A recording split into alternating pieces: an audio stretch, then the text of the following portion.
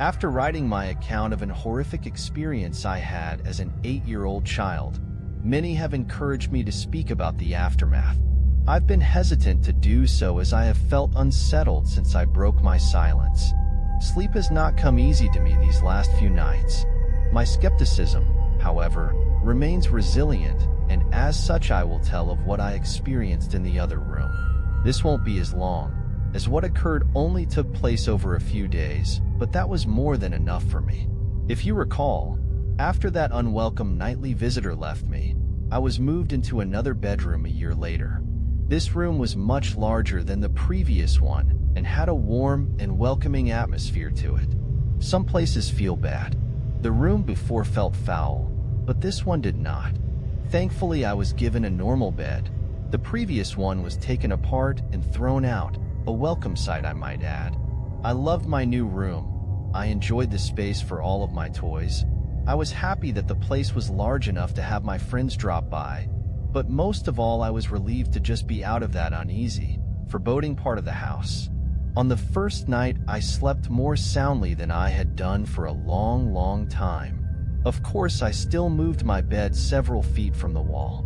I told my mother that I and my friends liked to use the gap between the bed and wall as a hiding place when we were playing.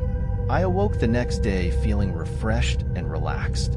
As I lay there watching some of my favorite cartoons on a small portable television, I noticed something odd. An old dark brown armchair, which had always been there, sat at the foot of my bed, large and looming. It was frayed and worn, having been given to us as part of a suite by my cousin, but it had been used many times even by then.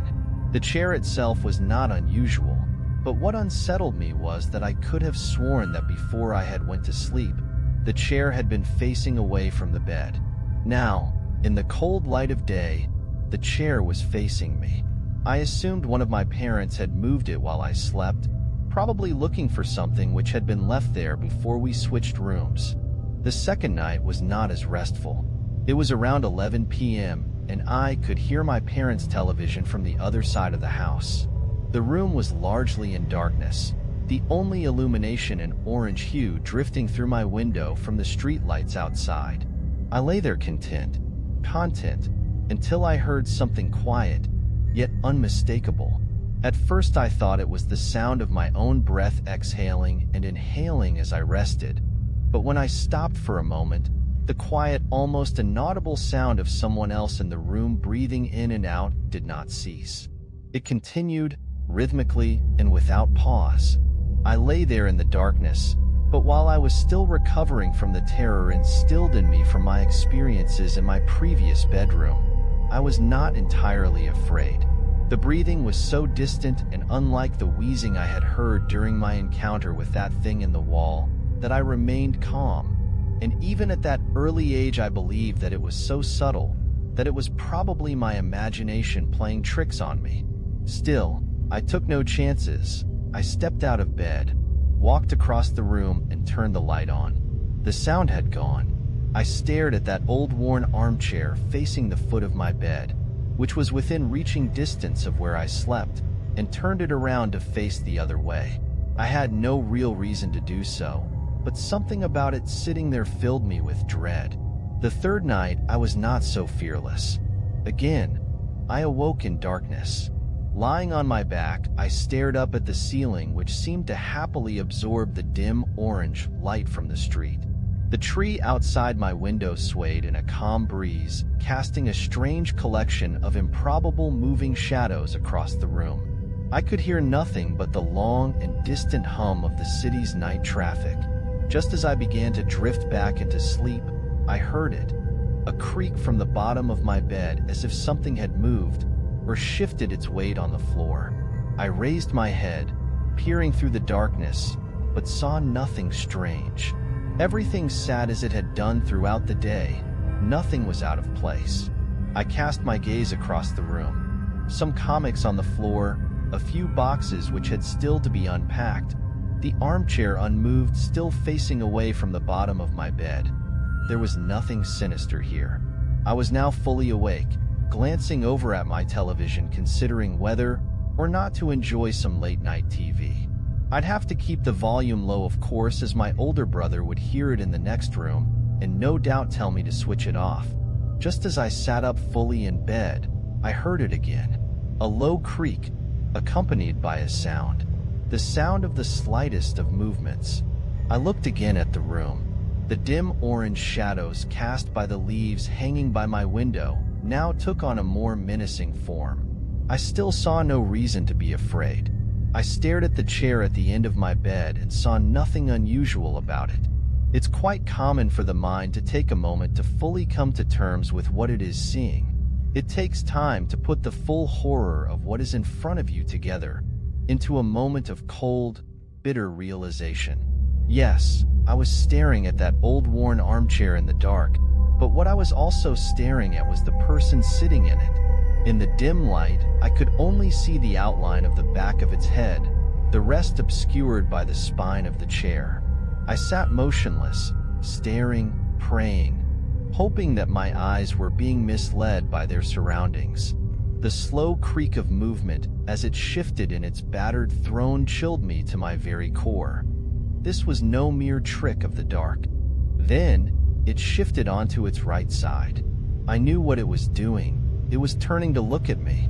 It was difficult to make out, for even in that room it seemed darker than everything around it.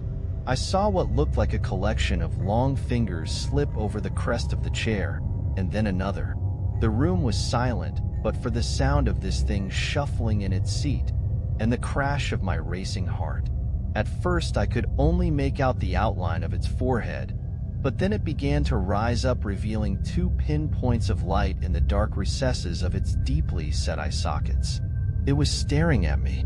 I screamed, and within a moment my brother and mother came into the room, switching the light on, asking if I'd had another bad dream. I sat speechless, barely acknowledging them, staring intently at the now empty armchair. I was only in that room for another few days before we suddenly moved. I saw nothing for the remaining nights, except for my last sleep in that room, where I awoke to the warm air of something breathing into my ear. I jumped out of bed, turning the light on. The slow, rhythmic breath of something unseen remained, louder than before. I spent the rest of that night on the couch in the living room. 2 years later, I slept soundly in my bed, in our new house. There had been no other incidences, and I was sure I had left behind whatever strangeness had plagued me in that little average suburban home. I was, however, left one parting gift. My tormentors, and in my opinion the watcher in that armchair was a different entity to the thing in the elongated room, had one last surprise in store for me. Like an animal claiming its territory, I was not entirely out with their grasp. For one last, terrifying moment, I felt the presence of those things. I lay there sound asleep, 2 years since those horrifying experiences.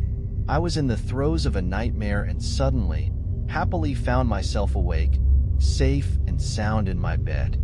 The room was darker than usual. I breathed a sigh of relief, as one does when waking from a nightmare. But the room was so dark. I could see nothing at all, as if something had snuffed out the light.